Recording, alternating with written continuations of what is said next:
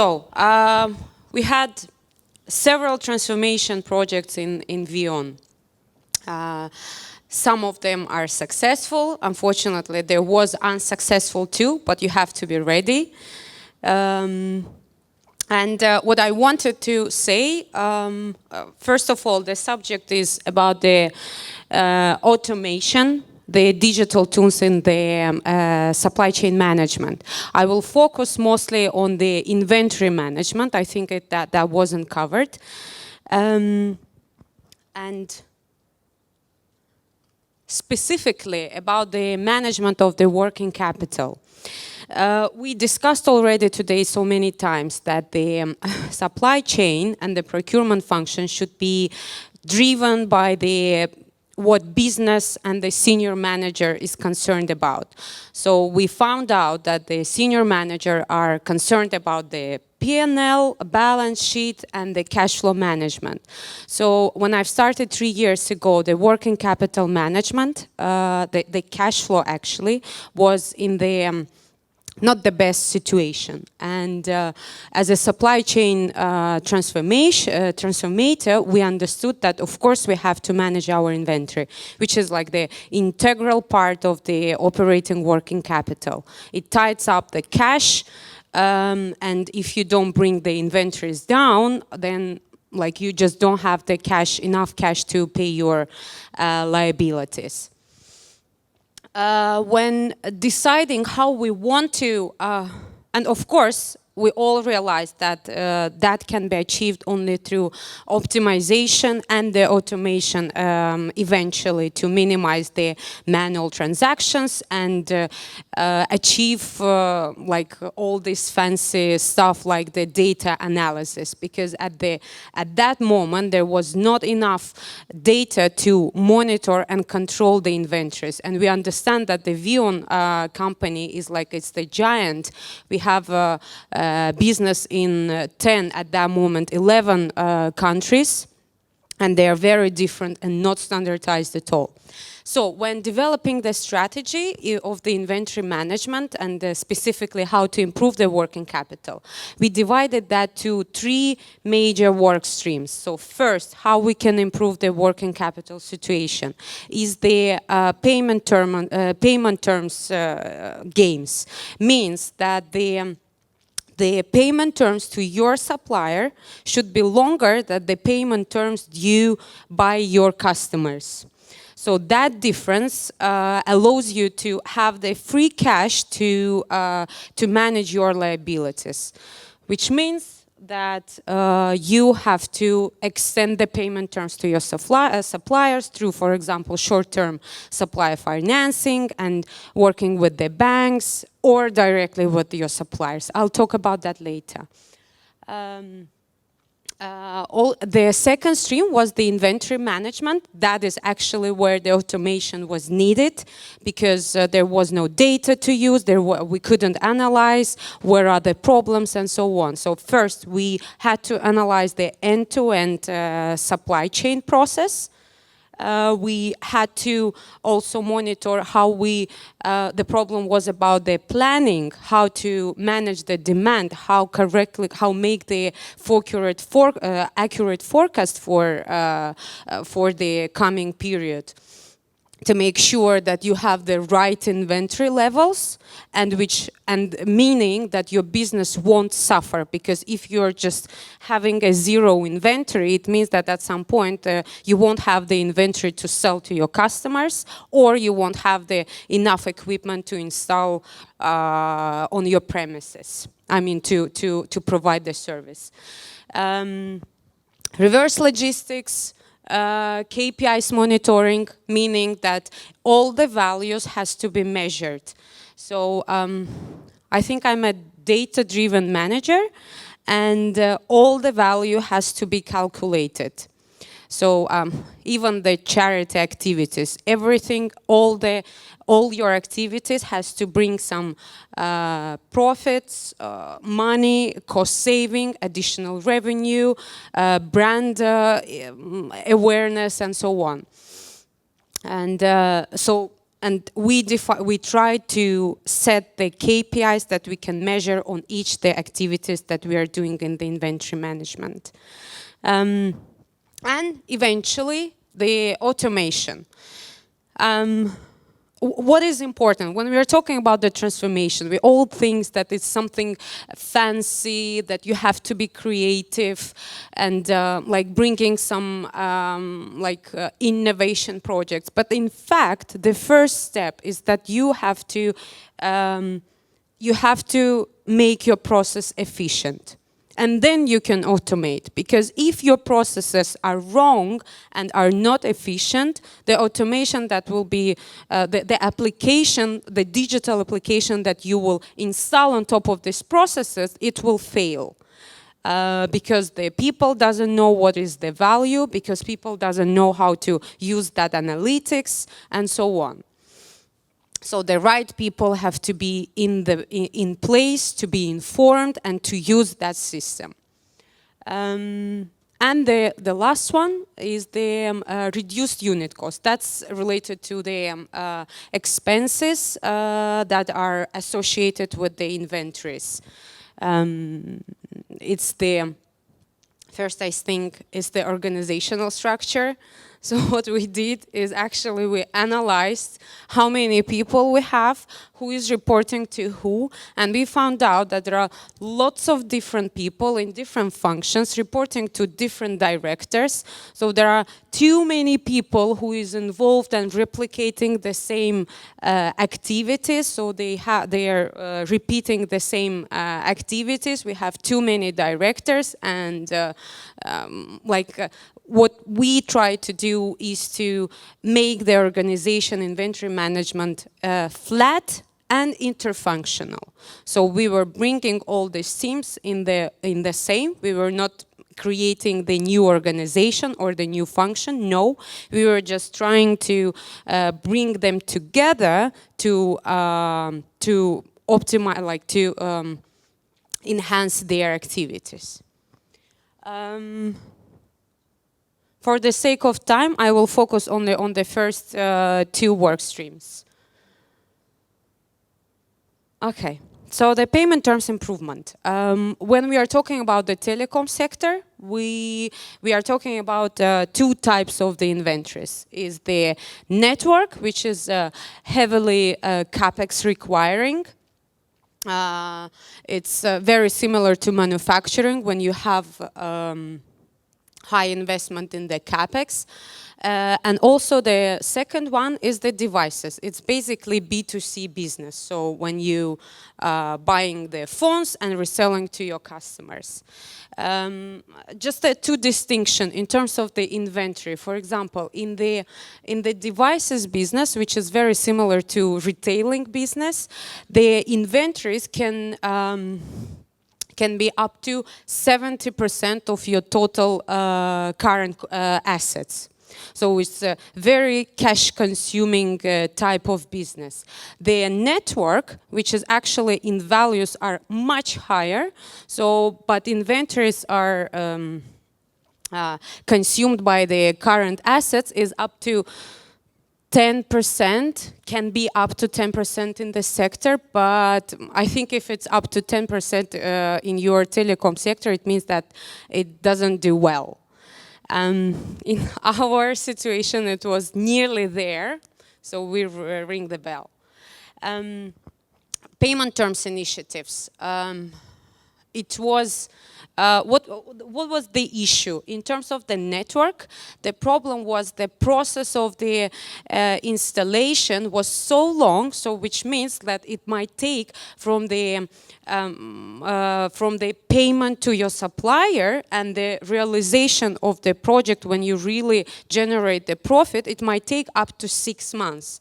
So it means that the cash was not generating, the working capital used for the inventory was not generating any cash or the profit within the 6 months. The devices issue was that the supply payment terms were much shorter than the payment terms by the customers. And so the turnover of the inventory was very long. And what we've done here for the network, we've tried to renegotiate the full turnkey contracts. We already know, I know that one of the person here who really participated heavily in our Ukrainian business. Yeah. Yes, so full turnkey, which means that we were putting the responsibility to the moment of the transfer of the equipment to us only at the final stage, which means we don't have the stock, we don't buy it, we don't pay it up till the moment when the equipment is installed on the site and when it can start generating the profit. So the payment terms, the difference between this payment terms to suppliers and the payment terms from customers to us was much reduced. But of course, that was only with the key vendors, which is like, as a general, can be 80% of the value of your expenditure. In the devices team, we've renegotiated the agreements with the suppliers. But what we've also done, we've applied the KPIs of operating cash flow, which means we don't. Because, you know, like we still have to balance how much inventory we have and how much inventory the business needs. Because like the working in the retailing company, businesses always like they want to have the stocks filled when the customer comes to the shop, that all type of the phones should be on the shelves, like, you know, and the variety of the shops of the phones should be very wide and diverse. But in fact, that creates the high levels of inventory. So which means that you can buy lots of different phones, but you will never sell them. So here we've put as a personal target to the commercial team to have that balance between the payables by customers and payables to suppliers, and to track that balance is defined. So we are not setting in terms of the inventory targets, but we are setting them in terms of the KPIs, in terms of the cash flow. So they have to balance that we have enough cash to pay for the phones that they want to have on the shelves. And of course the values. What we have achieved here is the increased margins, is the reduced days of inventory, the inventory turnover in our warehouses, both on the retail side and in the network side, and the free cash flow.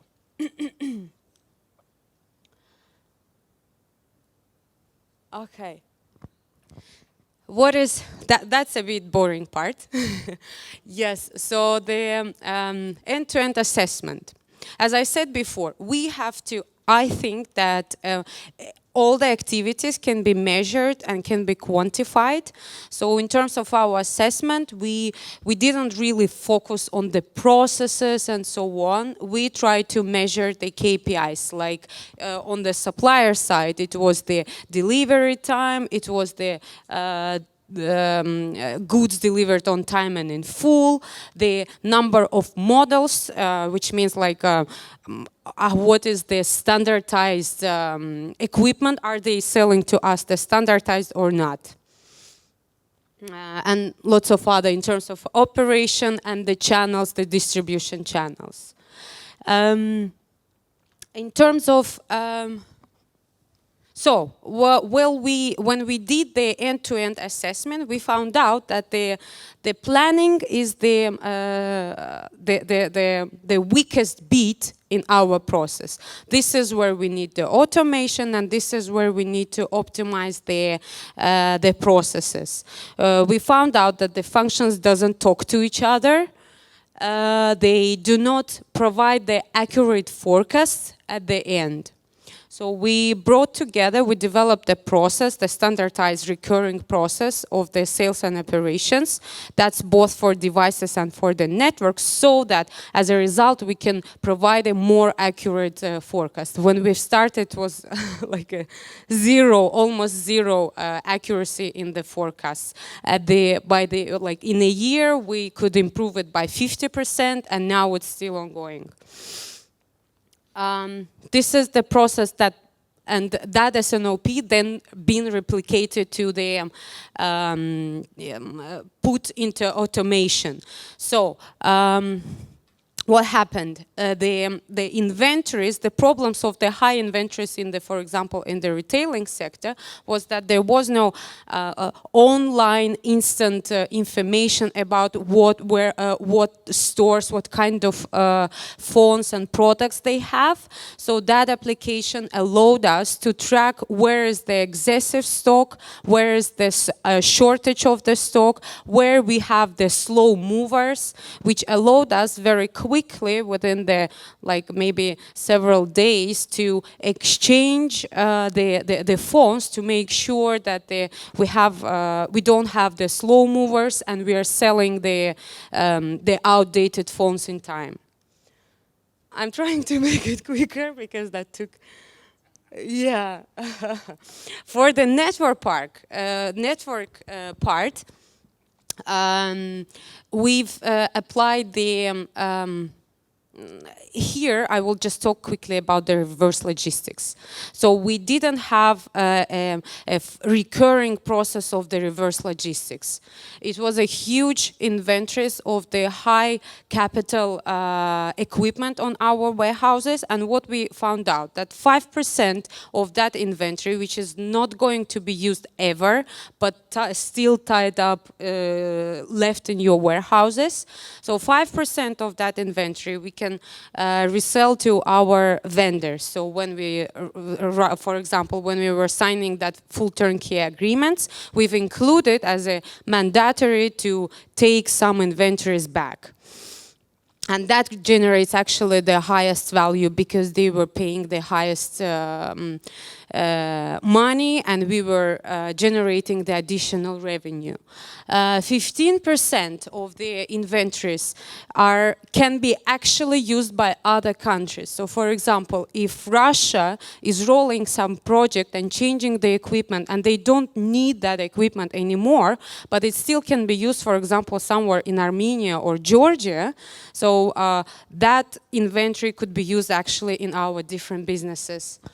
50% is actually sales on the to third party, and 30% is just recycling. So, but we understand that the revenues that we will generate from this big chunk is actually is getting lower and lower.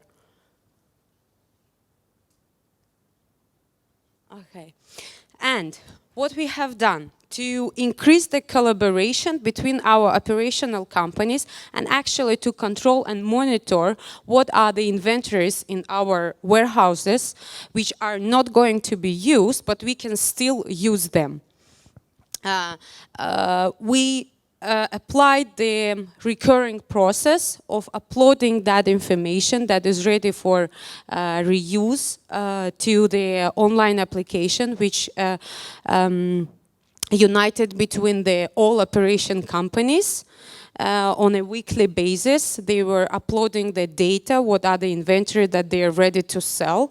We have done several already sales between the operating companies, saving on the capex of each of the operating companies. We had an access of the third-party companies that were pre-qualified already, and they were waiting for the inventory to buy from us and resell. And the local disposals. Only after other operating companies doesn't want to buy, or there is no any third party who doesn't want to buy that equipment, then we can dispose it and sell it to the local operators for the lowest prices. Yes, and I think that we've actually, within the 1 year, we could achieve for the whole group reduction around 50% of the inventory. And for Russia, it was even our biggest market. It was maybe like more than 64%, I think, saving within a year. Thank you.